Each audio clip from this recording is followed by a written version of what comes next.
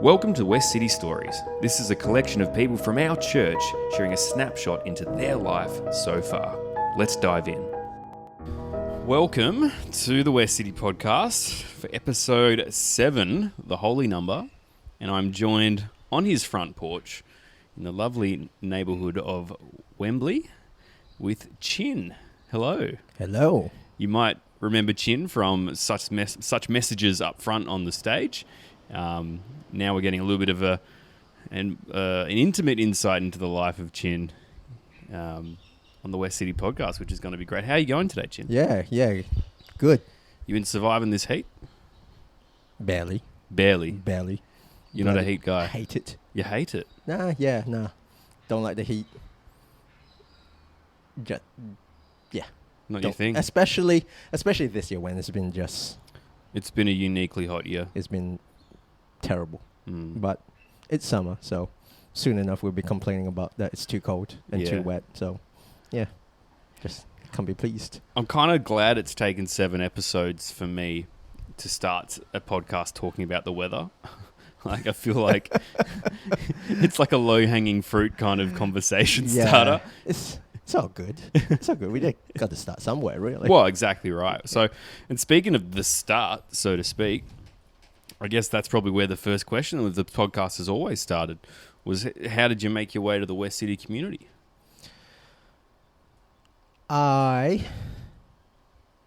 It was in 2017. I think, I'm not sure whether you were you were in church on last Sunday when Josh was introducing the whole home church thing. And he was like, it was the summer of 2017.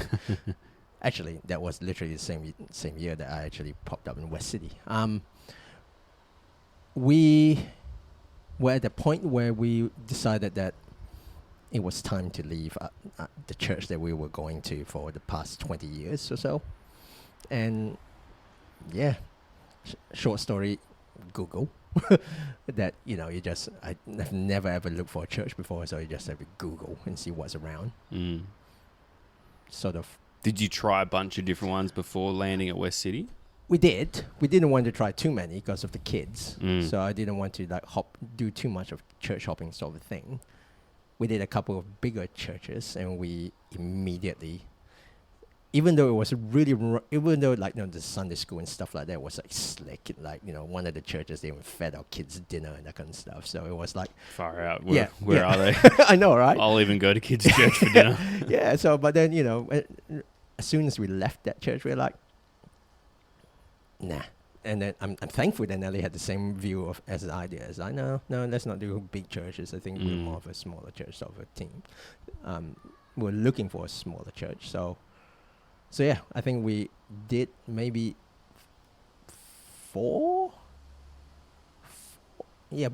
churches all up before we settled to the idea of Westcity. And I think what drew me to Westcity was on the very first service that we attended. Well, first of all, when you look on stage, it's like, it was coming to like 10 o'clock or so, and there was like nobody on stage. Yeah. And suddenly random people started coming up in like thongs and shorts and everything else. And okay, it's pretty chilled. And then it was the same Sunday that there was a baptism. And it was Joey's baptism. That was a bit of a, I should say, I don't say shock to the system, but it was so different from anything I've ever experienced. And it was like, whoa, okay. Like your brain was almost like having trouble to compute everything that was happening. But just everything about that service, Joey's baptism, and then there was the communion, which was almost like nothing I've ever experienced. And it was like, okay, this is different. There's something different about Westcity. And after doing a few of those churches that we just decided that, let's just give Westcity a bit of a prolonged stay, and here we are. I think now 5 years on. Yeah. Part of the furniture. Almost. Not quite. Well, they've got you up there preaching. They obviously see some value in you. Well, yeah, I guess. You're too humble. You're too humble, Chin. Tell us about your early years. Where'd you grow up? I was born in Malaysia in a very small town. It's called Sitiawan for anyone who cares to know. And I was born there. First 11 years of my life was there, and a couple years in Brunei, and then Brunei. Yes, and that's the country. Is Brunei a country? Yes, it is. They have those giant flies, right? Giant what? Okay, this is a bit of an aside, but we're going to go there. It was year 1 in Mrs. Del Pozzo's class, and there was a kid called Jackson Saunders, and his dad lived in Brunei. Right. And he came into class one day, and he said, "My dad lives in Brunei, and they have giant flies." And then he pulls out like this small Tupperware container and undoes it, and in a tissue he pulls out this giant fly, which would have been the size of like a mini Mars bar. It was huge. Right. Anyways, yeah, Brunei. no, I don't think in the 2 years I stayed in Brunei that giant flies was something that I encountered frequently or enough for it to be a thing. But yeah, a couple of years there, and then was that moving with your parents' work? Yeah. So Dad moved to Brunei for he was there for 20 plus years, but we were there for a couple of years with him, and then we moved to Perth in 1994. Any reason why Perth in particular? Don't know. Ask my folks. Initially went to Darwin, and then Darwin's like a hot, humid. I don't know. I don't actually know the reason why they picked Perth. I suppose it's because geographically, it's closest to Brunei anyways, in terms of flight times and all that kind of stuff. And because my dad pretty much worked all the way to 2012 before he retired. And he was doing this whole kind of like long distance 5OE thing for all this time, So yeah, I think Perth makes the most practical sense at that time. And yeah, we've been here since. So you've been in Perth. You became a dentist. So you obviously graduated high school and went to dentist. Is it called dentistry school, dental school? Just dental school, but then it's UWA. Yeah. Okay. Yeah. Same. Yeah. Gotcha. Yeah. So bachelor's of dental science. Why did you do that? And again, might I add, for anyone listening, Chin is an excellent dentist. He's worked on my teeth, and I didn't have anything pulled out. So. Yeah, thanks. Why did I fall into dentistry? It was almost, again, by accident. I originally wanted to follow my dad's footsteps and to be a doctor. And I did the whole UMAT thing and stuff like that. One thing, but, I just couldn't quite get into medical school. Yep. But they offered me dentistry. I was like, okay, cool. Let's give this a crack, and here I am. As Christians, it's funny, we talk about calling a lot. I feel like it's a very hot phrase that we have in our faith of like, what's your calling? And we're always looking for that calling or trying to hear the calling from God of career or some sort of move or something like that. Has that factored into you doing dentistry or being a dentist, or would you say that there's a different calling on your life?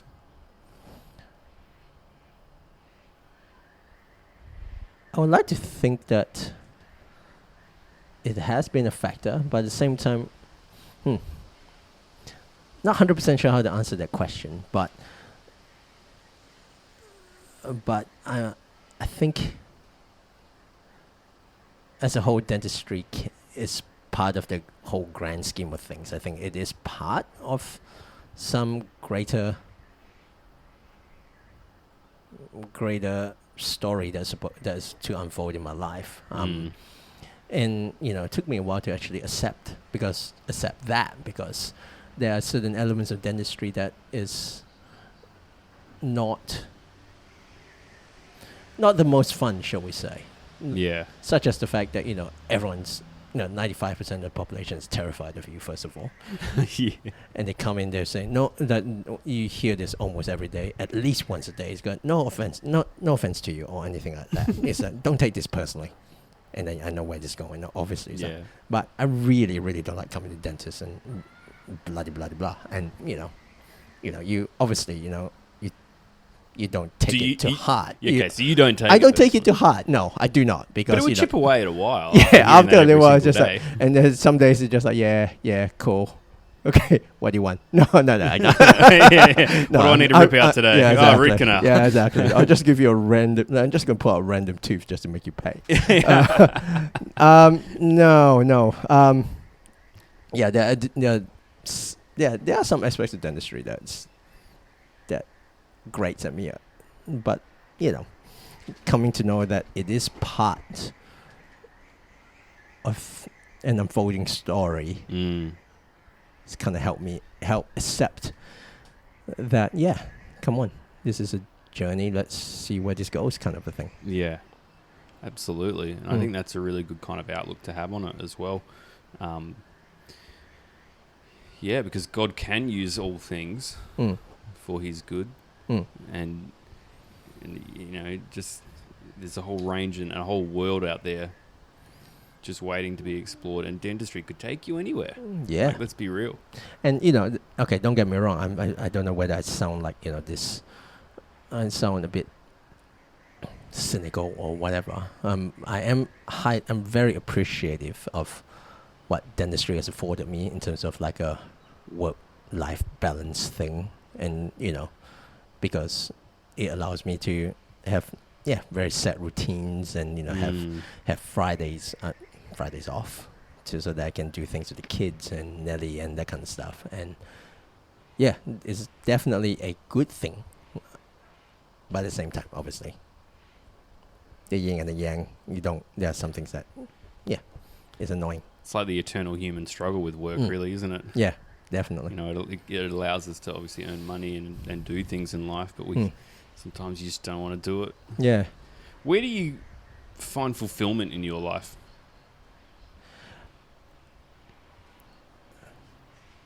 And that's a really broad question. I know, exactly. Currently,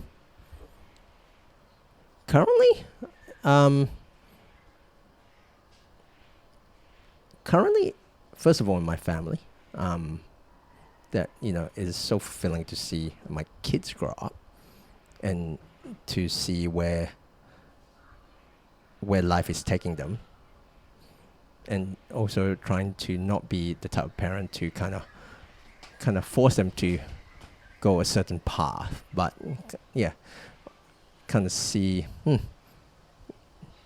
it is good to see them grow up and to be the people they are right now. Again, that comes with all sorts of challenges with raising kids, and how much is too much, like helicoptering, shall we say? And how much do we let them decide, and all those kind of things. But all in all, parenting is really a remarkable thing, a journey that I have found, Nelly and I have found ourselves in. And other things that I find fulfilling is, currently I'm going through a stage where I just really enjoy reading, trying my best to read as widely as possible. I mean, I've mentioned a few times in some of the talks about, reading poetry and stuff like that. I still don't really understand poetry, but I read it anyways, but I have issues like, just going, okay, I don't know what this is really saying, but I'm going to read it. And reading and also listening, trying also to listen widely too, and just not hang on, not just to stick to one type of podcast or whatever, but just listen as widely as possible to see what's out there. Yeah. It's like you're a prospector of knowledge, so to speak, where you want to really absorb as much as you can, and just to not enlighten yourself, so to speak, but to expose yourself to differing opinions and different forms of artwork and writing and podcasts, which is really, I highly recommend that for anybody, really. It really helps sculpt the world around you.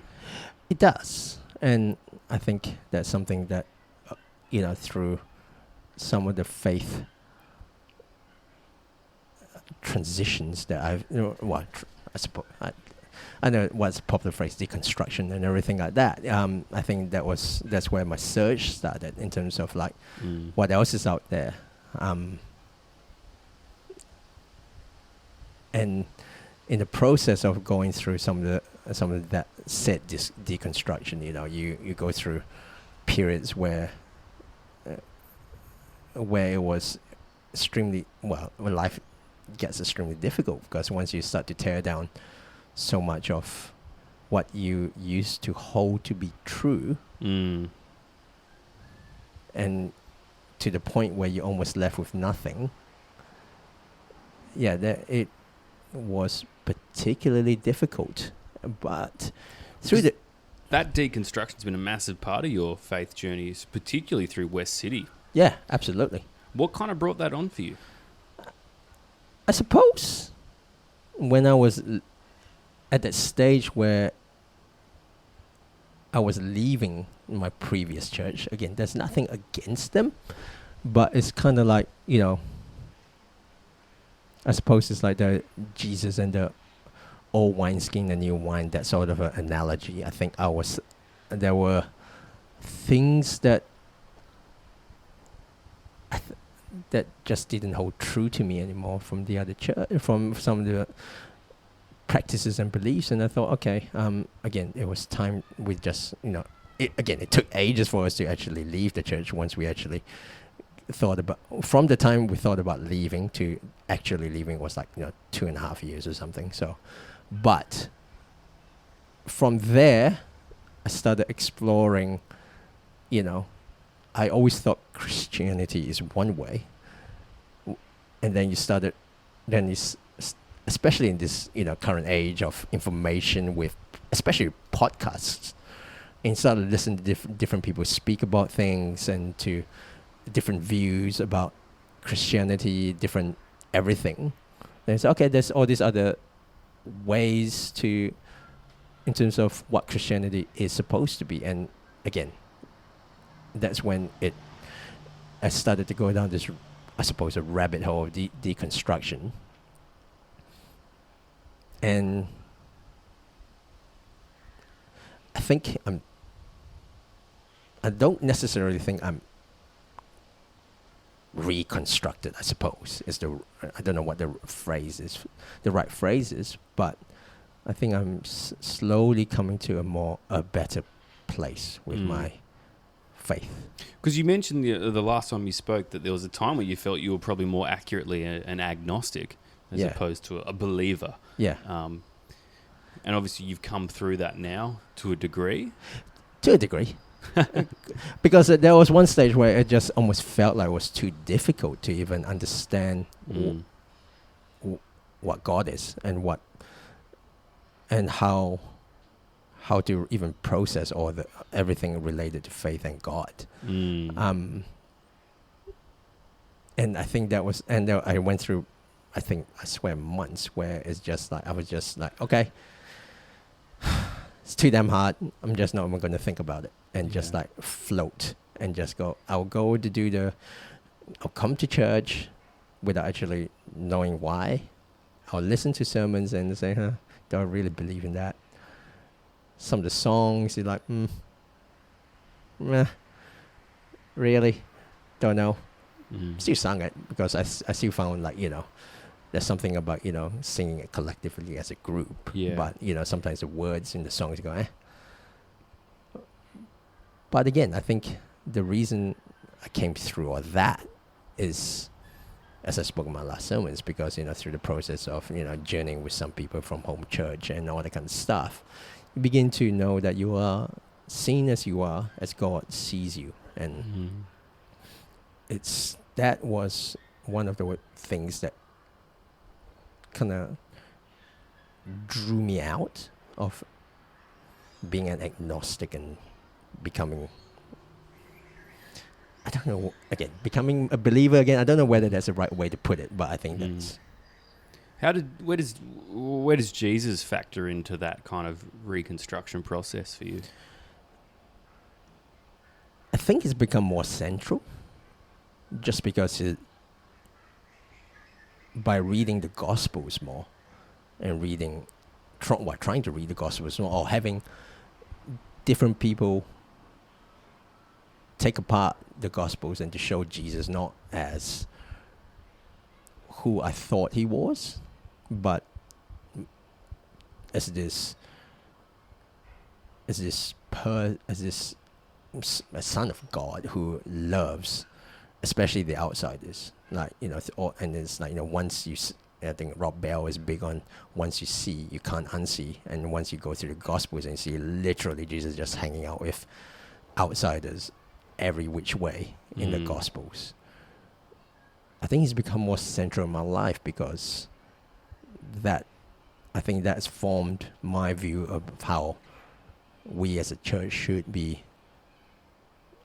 dealing with outsiders and should be loving outsiders. And, I think there are certain aspects of that can be particularly challenging.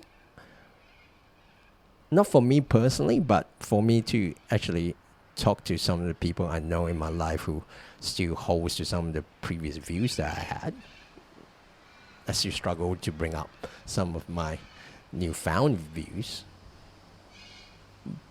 But yeah, as a whole, I think Jesus has become more central to my faith. That's beautiful, man. That's actually beautiful. I love that. Love that. And you kind of mentioned the outsiders. Jesus would hang out with outsiders, and I guess something that goes hand in hand with that was that he'd also kind of call out an injustice as well when he'd see one impacting people who quite often the people who get affected by the injustice are the outsider. What do you see in life where you go, that's an injustice that I would like to see change in my lifetime? And there's a gamut of injustice in the world, from poverty, famine, violence, you name it, war in the Ukraine. Yeah, that's looking pretty dicey over there. Sure, to say the we'll least. Save that for our geopolitical podcast. Yeah, exactly. Starting next week. Yeah, the war, Ukraine, Russia, Putin, and America. I've been thinking about this question, and I think, it's kind of, I suppose it's not an injustice per se, but I would very much like for people to just know that they are seen. Whoever they may be, because this whole, I don't know, it's just been something that's been just so pivotal in my life in the past 7-ish months of coming to this realization. And, it's just like, oh my God, I'm 40 and I only just realized something like this, right? And I think there are plenty out there who don't realize and don't know that they are seen and the importance of being seen. And so I would very much like to be part of the process of helping people know that they are seen. So I don't necessarily think it's an injustice per se, but it's kind of is at the same time, because if people know that they are seen, especially in our faith, where we know that we are seen by God as we are,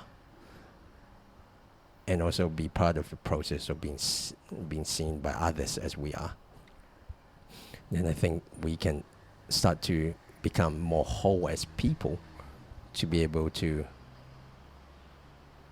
love people better, to be able to live life better, and to be able to tell stories better. So yeah, I'm hoping that it's something I can start to bring about, maybe. How would you go about that? Well, the way I do things is just basically just trying to journey with people. I'm not particularly good in massive group settings.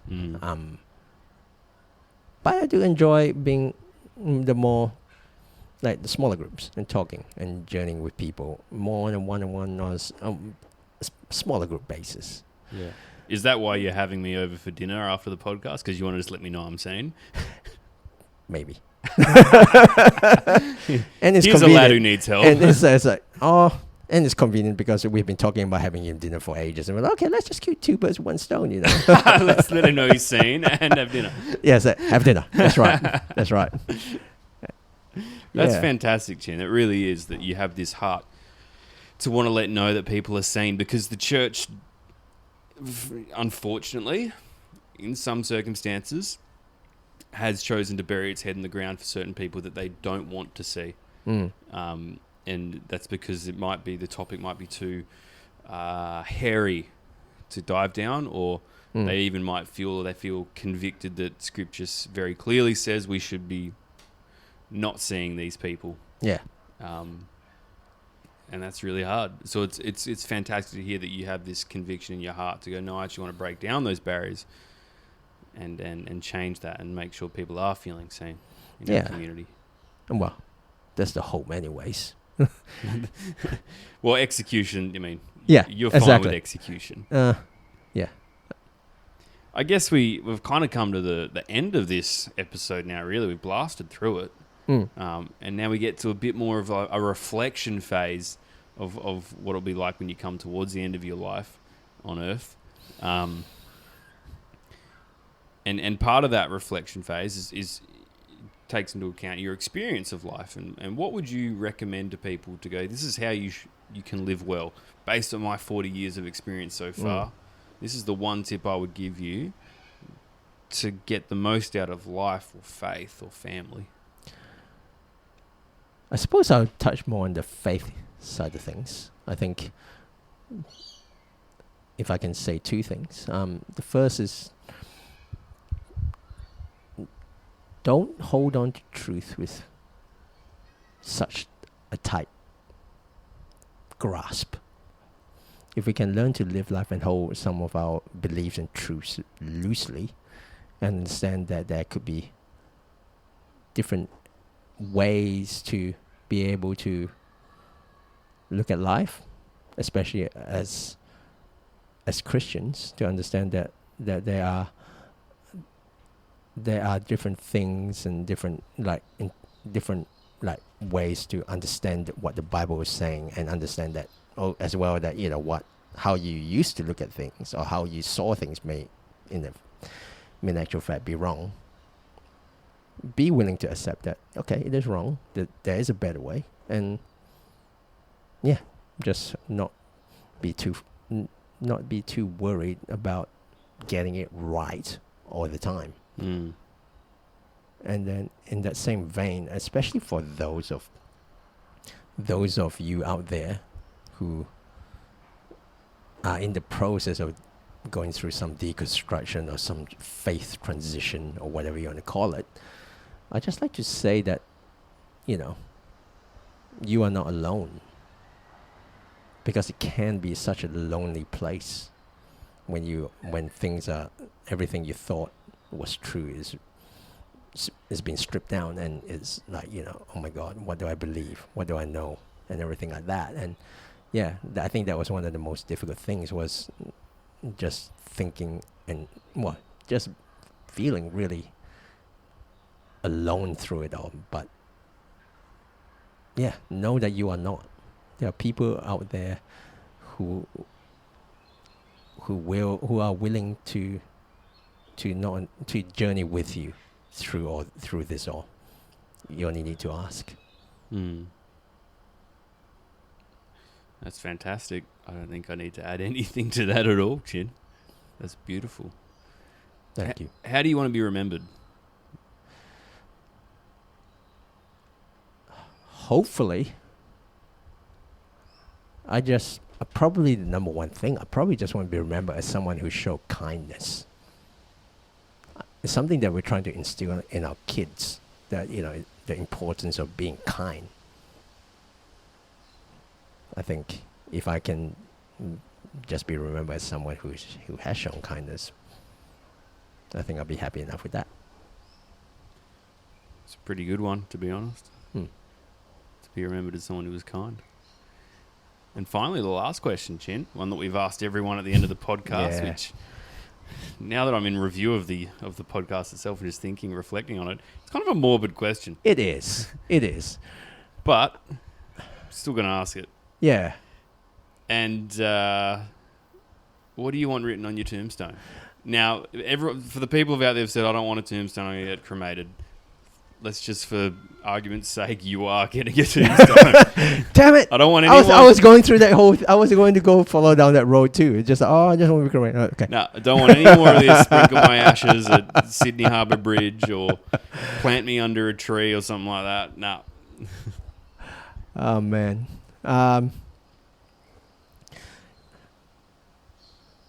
Again, I haven't given it a hell of a lot of thought because... I don't know. There's just so much of life to live. But you might not even have had the moment in your life where you go, "That's what I want written on my tombstone." Yeah, I can tell you, I definitely haven't had that moment. I really like what Jen said in the last episode, and now when she said when I think she wanted to have something written about, she said yes. Mm. And I suppose if I can borrow that, because honestly I cannot think of everything right now. Wouldn't mind that on my tombstone as well, just to be. Here lies Chin. She said yes. Yes. Yeah, go figure. Yeah, you're gonna. Oh, okay. Hang on, wait. Is Chin not telling us something? But yeah, let's go with that. I love it. Well, Chin, thank you very much for inviting me into your home so that I could interview you for the Westcity podcast. And I'm 100% sure that there was so much in there for people that they can get something out of. I mean, we've all gone through certain elements or times in our life where we go, I don't think I believe what I used to believe. And you are walking, talking, breathing proof that you come out of that and that, it's not to say that it passes if it's like something that you just get over, but more to say it's like you rebuild. And the thing that you rebuild, new creation that you've created is even more grand and more beautiful and elaborate than the last one. Well, thanks for having me on. No worries at all. Blast. Have a great evening. Yeah, same to you. Let's go have dinner. Yeah. Thanks for listening to the Westcity Stories podcast. We hope you found today's interview enriching and inspirational.